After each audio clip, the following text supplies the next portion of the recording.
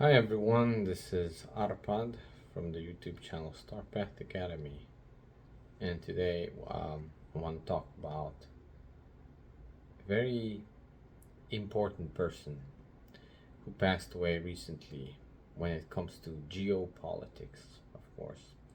And you probably know I'm gonna talk about Henry Kissinger. Now, whether that person is important for you or not, that's a different question, but it he was quite important. I would say one of the right hand man of whoever shapes geopolitics. Right? These figures are way beyond presidents because they stick around. You know, they stick around, and you know that they're more important than the actual presidents, who's usually, well, their role is different. Now, his importance comes because we need to talk about the US dollar as a reserve currency. And sort of, it's interesting how the passing of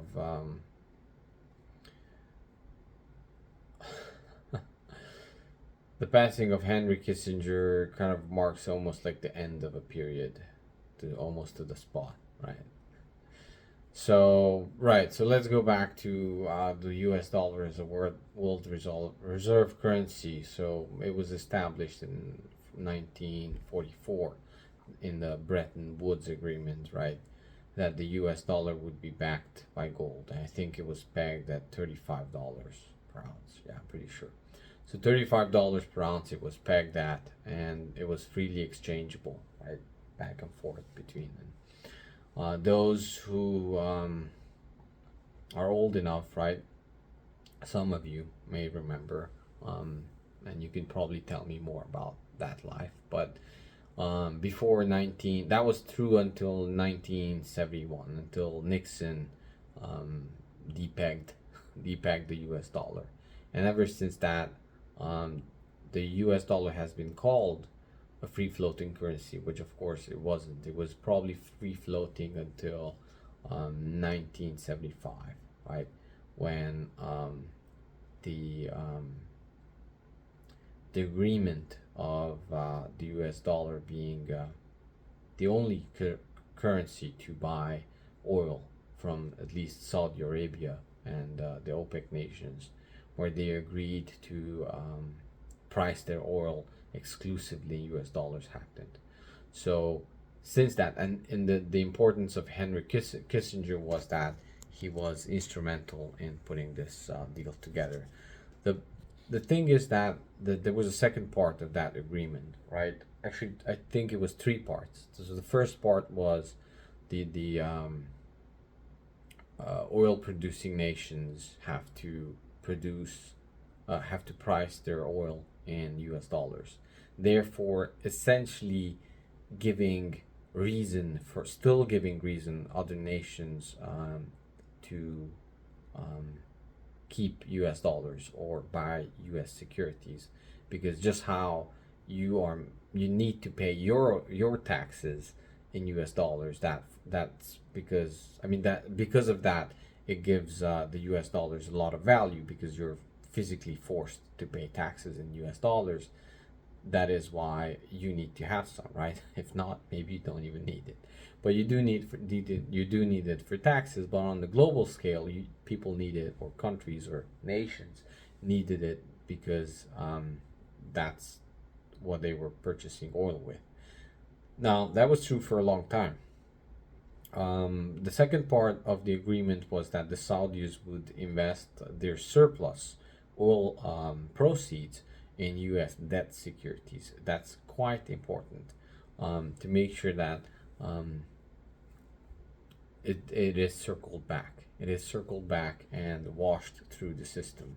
And of course, the third part of that was that the U.S. would provide arms and security guarantee for Saudi Arabia. So I'm not gonna accuse small nations around those neighborhoods, but this agreement was also, you know, kept under watchful eyes. kept under watchful eyes, and the whole Middle East was sort of always near turmoil after since then, because it needed to legitimize why these nations need why these nations need to defend from themselves from each other or from other nations, or conflict was almost monetized in this region. And still, we're seeing the death throes of the old paradigm, what we're seeing right now. And that is why more conflict is needed in that area in order to shift into the new paradigm that's coming. Now, I can only guess of what the new paradigm will look like when it comes to global currencies. But we can definitely say it's a multipolar world that is currently that we have. But it's also sort of a fake multipolar world, because whether that's power struggles, it's almost like fake power struggles, because the end goal is almost always for the kings to rule over their own people, right? So when it comes to surveillance, when it comes to taking away liberties, whether that's an Eastern country, Western country, or Central country, it doesn't matter. Their goal is almost always the same. So any conflict can be used and will be used to take away your rights as much as possible. So don't get fooled by that. But there are conflicts in the sense of who's going to shape geopolitics for the next 50 years more. Um, right? Which country will benefit from it? But as the old world and the old paradigm is falling apart, there are going to be some shifts. And by that, I mean in the next probably 2 years. And you need to prepare for that. You need to prepare for that, because the paradigm that you lived in, especially um, if you lived in an oil producing country, but even more so if you lived in the Western country, especially the United States, you have benefited from this agreement tremendously. Um, you may not like this agreement, you may not think it's fair, you can put all your hippie signs up and want to be fair, but you have tremendously benefited from this agreement if you were born in the United States after 75. Now, not necessarily saving money wise in the sense of putting money away. You would have like dollar amounts away. Tucking dollars away was definitely not one of the things that you should have done since 1971. Uh, but you could have always tucked away silver dollars or gold. So nothing was really taken away from you as long as you were informed, right? So that's going to happen now. That's going to happen now in the new paradigm.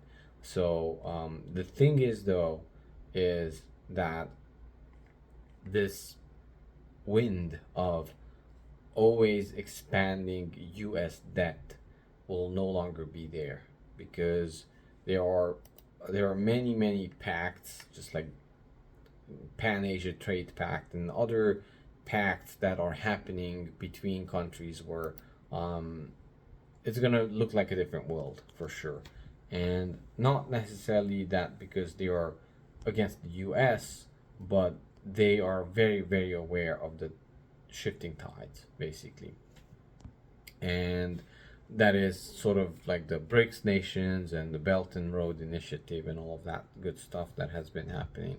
Um, Saudi Arabia not necessarily pricing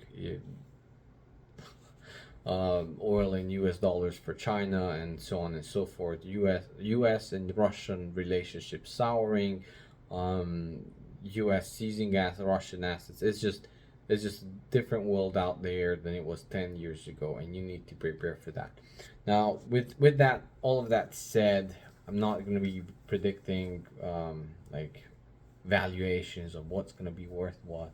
But one thing is for sure and has been true for a very long time is that, and that's been the case in my family as well, historically speaking, that whenever things like this happen, people will don't know what to do, and people will flock into whatever is perceived as safe for them.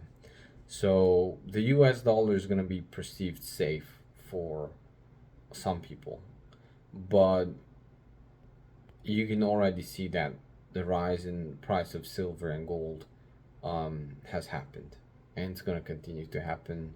Not investment advice, because I don't know what's going to happen tomorrow. But generally speaking, from my memory and the memory of my parents and anyone in my family, uh, gold has been the best insurance policy against major global shifts, and that's just my opinion. But anyone who has had gold tucked away somewhere outside of the jurisdiction that they live in, or outside of the knowledge of anyone else, has been has done okay. And you can see now in Romania that, especially the criminal element, the streetwise element is packing a lot of and stocking up a lot on gold. So don't ask me how I know that, but I have heard, some people who have heard that the criminal element in Bucharest and in Romania is packing up as much as possible on gold, especially, but I'm assuming also silver. When it comes to cryptocurrencies, the thing is that they're not, in my opinion, they are not um, for the same tool. I mean, it's one is a hammer, the other is a screwdriver. So it's no worth comparing them for me. One is safety, the other is transactional, fast, and without borders, right? So they're completely different tools. Um, I'm not giving investment advice here, but in the future where governments want to take privacy away and surveillance state is more and more there, it's quite important to have that extra layer of freedom, in my opinion. But we have to categorize them in at least three categories.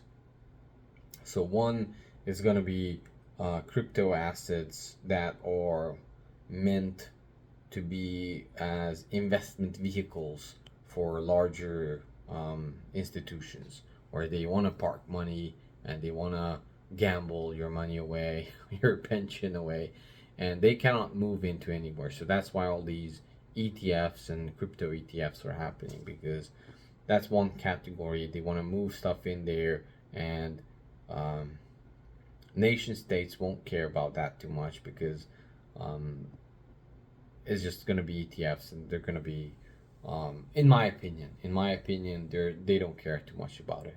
It's your gamble. They're making money off of it anyway. You, whether you lose or you make money, they don't care, as long as it's very very. They have very good insight of who's holding what and who's holding whose hand, and they get a cut. So I think that's gonna be just become more prevalent. The second part is privacy coins and privacy related stuff. That's gonna be their number one enemy, because that is truly the kryptonite of stuff like Fedcoin and federal issued digital currencies. So they're gonna fight that as much as possible, but um, that may be positive or negative on the price on it. So we can debate that separately. The thing is that um, because of the multipolar world that we have right now, and kind of the shattering of the current world order, um, it's gonna be different, because I'm pretty sure if you talk to Russian oligarch, they would have had their money rather into some uh, shady, privacy-oriented cryptocurrency instead of whatever they had it where it was seized, right? So there's always going to be a need for that, whether you believe there's going to be a need for that or not. That's irrelevant. Now, what that need is going to look like and how that need's going to exponentially grow or maybe not grow, I don't know. And I'm not going to make predictions other than that. Well, I'm actually I'm gonna not price wise, but the need for that is gonna grow. As I mean, as long as nation states are pursuing um, dreams of surveillance states, they're gonna the need for that is gonna grow. And the third category is sort of mix of two, I would say, but more of a utilitarian category where it's for you sending me money for a coffee, right? So you're not gonna be sending Bitcoin most likely because of I guess maybe on the Lightning Network, I don't know, because of transaction fees. So that dream has went away, right? Um, and you may not even have shady, privacy-oriented cryptocurrencies. Maybe you do have, right? But maybe you don't. So the third one is where you don't necessarily want to hide your transactions or your wealth or whatever you have, but you want to have something utilitarian and still somewhat outside of the system. And I feel that this third category is what I want to explore more, where you don't necessarily explore for the price action on it. You don't necessarily explore it because you're a rebel, but just for regular folk to, hey, sell chicken, you know. But also to be able to use that money without borders, because I'm pretty sure that I would sell you chicken for silver, no problem. But in some cases, we need that capability of traveling borders really fast. So, I mean, I've been looking into that, and I'm even looking at a chart now, not necessarily price wise, but kind of like the utilization of of of some tokens or of some stuff. And to be honest, it's so big, the scape is so big that it's very hard to come up with anything.